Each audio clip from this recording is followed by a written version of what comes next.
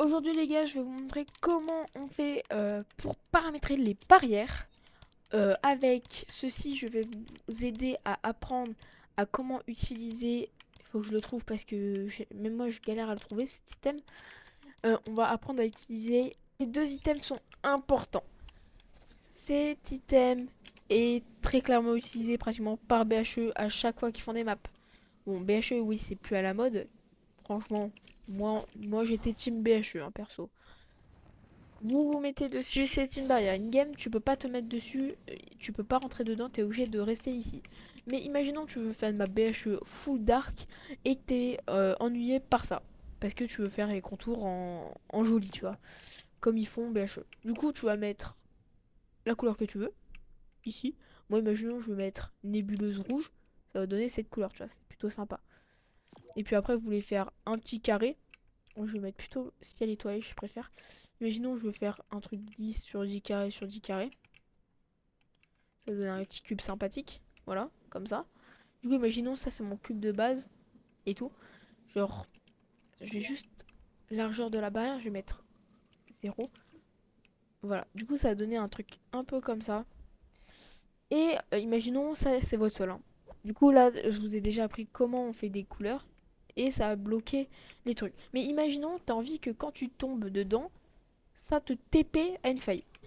Ce qui est très important, surtout si tu veux faire une map bullfight.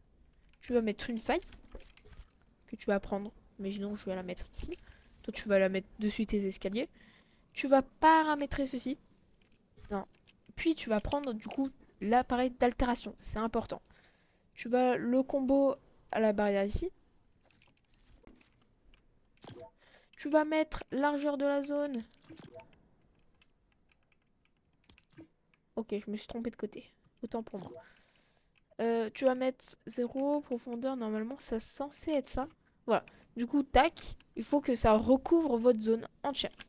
Du coup, une fois que c'est recouvert, je vais bien juste le remettre.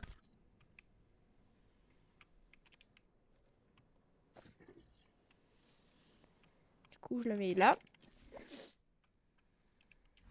Du coup, les gars, vous avez votre zone d'altération et vous voulez que quand tu touches, entre guillemets, la partie noire, ça te TP.